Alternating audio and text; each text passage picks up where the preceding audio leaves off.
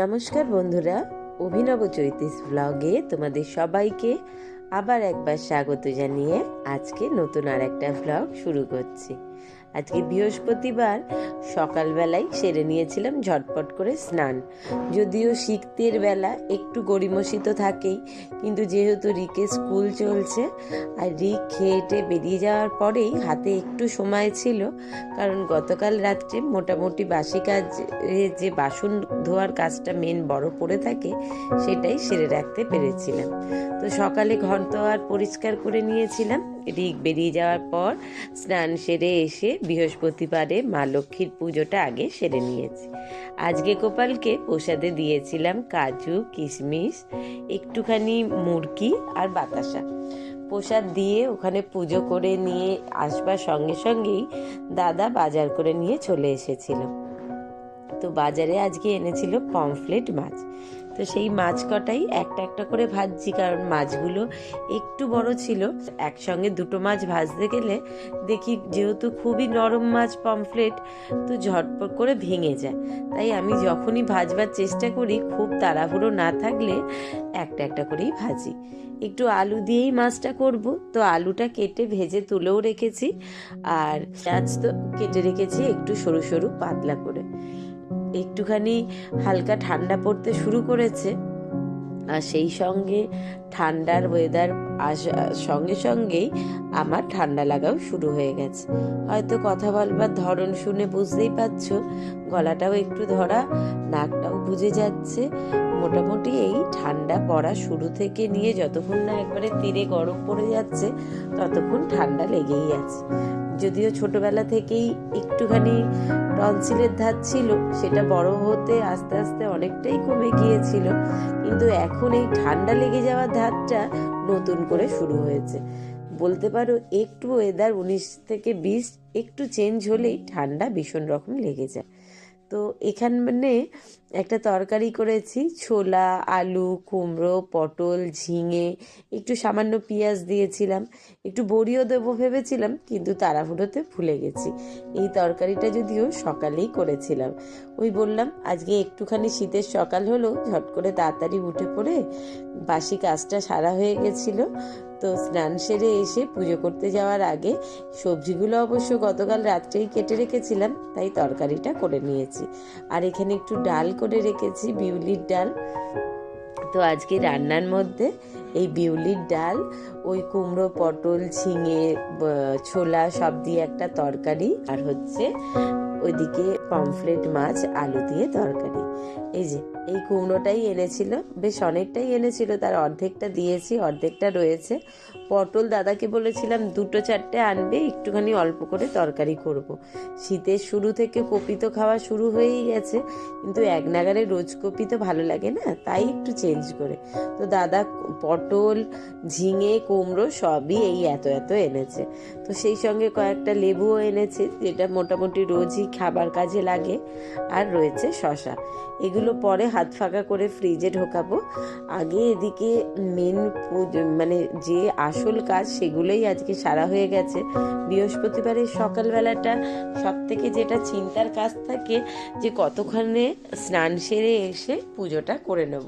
বৃহস্পতিবার পুজো করতে একটু বেশি সময় লাগেই, তো সেই পুজোটা দাদা যতক্ষণে বাজারে গেছিল, রিক বেরোবার পরে ঝটপট করে সারা হয়ে গেছে। তাই রান্না বান্নারও অনেকটাই সেরে রেখে গেছিলাম।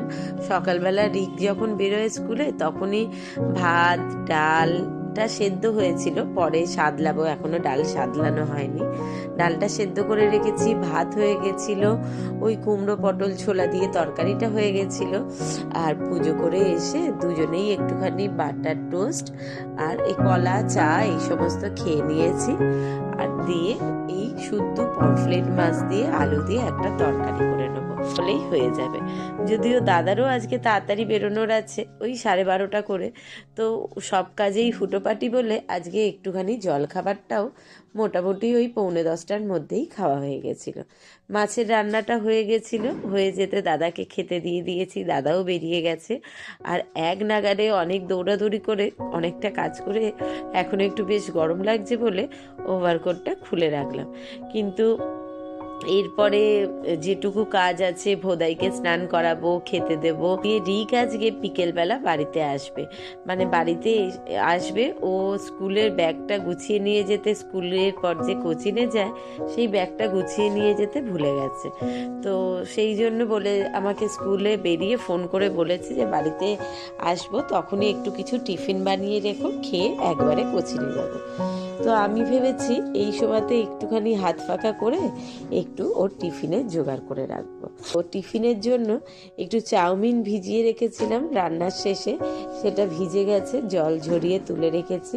আর এখন যেহেতু শীতের সময় একটু টমেটো, ক্যাপসিকাম, বিনস, গাজর এই সমস্ত তো ঘরে থাকেই। আর শুধু থাকে না, আমি এখন একটু বেশি করে এগুলো আনিয়েও রাখি। টুকটাক চাউমিন হোক, পাস্তা হোক বা কোনো স্যালাড হোক, খেতেও ভালো লাগে। বা কখনো সখনো একটুখানি রাইস করে নিলাম, সেরকম সবসময় বেশিটা চেষ্টা করি ঘরেও এনে রাখার। তো চাউমিনটা একেবারে ওর মাপের সই বানাইনি, একটু বেশি রেখেছি, কারণ তোমাদের দাদা বেরিয়ে যাওয়ার পর তো আমিও খাওয়া দাওয়া সেরে নিয়েছিলাম। তো মনে করলাম বিকেলবেলা, তো রিক এসে বিকেলবেলা যখন টিফিন খাবে সেই সঙ্গে আমিও একটু খেলাম, বা তোমাদের দাদা অফিস থেকে এসে যদিও খেতে চায় না, তাও তাকে একটু দেবো বলে ভেবে রেখেছি। তো ওই 3টে ডিম বার করে রেখেছি, আর একটুখানি পেঁয়াজ, একটুখানি রসুন কুচিয়ে রেখেছি। আর ওদিকে তো দেখতেই পেলে গাজর, বিনস, ক্যাপসিকাম, টমেটো, কাঁচা লঙ্কা সবই আনাজগুলো কুচিয়ে রেখেছি।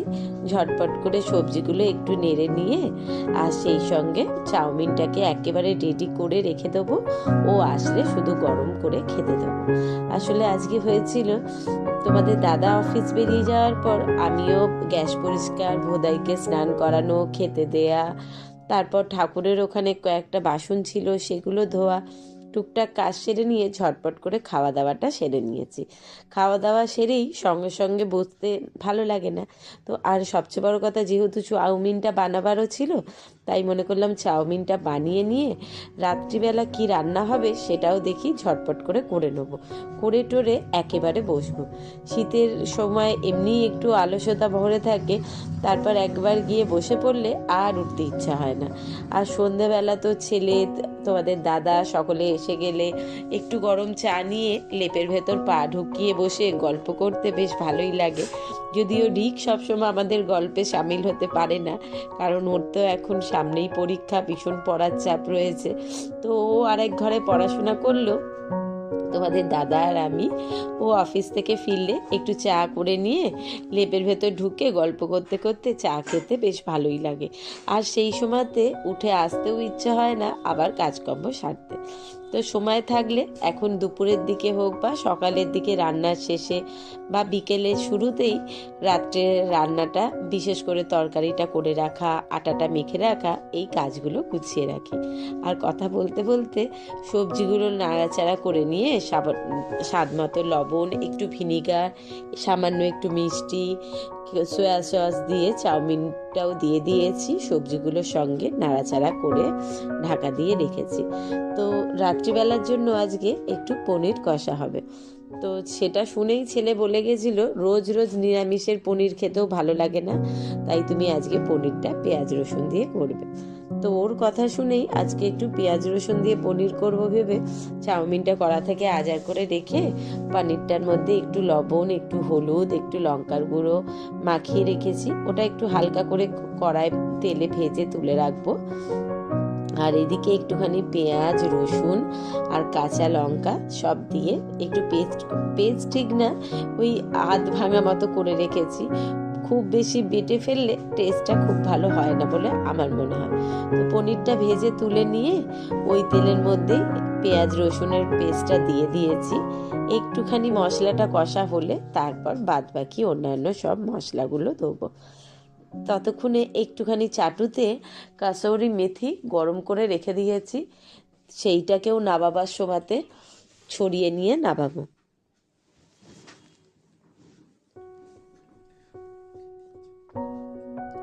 একটুখানি যে কোনো রান্নাতেই, বিশেষ করে পেঁয়াজ রসুনে সে তরকারি হোক বা কাবলি ছোলা হোক বা পনির হোক, নাবাবার সময় উপর দিয়ে কাসৌরি মেথি দিয়ে ছড়িয়ে নাবালে টেস্টটাও যেমন সুন্দর আসে আর দারুণ সুন্দর একটা সেই হোটেল ধাবাতে রান্না হলে যেমন একটা সেন্ট বেরোয় সেরকমই একটা সেন্ট আসে। তো পেঁয়াজ রসুন কাঁচা লঙ্কাটা ভাজা হয়ে যেতে তার উপর দিয়ে একটু গ্রেট করা আদা আর টমেটো দিয়ে মশলাটাকে ভালো করে কষিয়ে নিয়েছি। আর ওপর থেকে হলুদ গুঁড়ো, লঙ্কার গুঁড়ো, কাশ্মীরি লাল লঙ্কার গুঁড়ো, সামান্য একটু জিরে গুঁড়ো সব দিয়ে মশলাটাকে ভালোভাবে কষিয়ে নিয়ে পনিরটা দিয়ে একটু ভালো করে নাড়াচাড়া করে নিচ্ছি। দিয়ে সামান্য একটু গরম জল ঢেলে দেবো, কারণ খুব একটা ঝোল তো রাখবো না, এটা একটুখানি গ্রেভি টাইপের হবে। আর তারপরে একটু লবণ মিষ্টিটা চেক করে নিয়ে নামাবার সময় ওই একটু গরম মশলা গুঁড়ো আর ওই কাসৌরি মেথিটা হাতে করে একটু ক্র্যাশ করে ছড়িয়ে নিয়ে নামিয়ে নেব। মোটামুটি ছেলে আসবার আগে রান্না এদিকেরও কমপ্লিট। এখন যেটা বাকি রয়েছে সেটা হচ্ছে ওই আটাটা মেখে রাখা।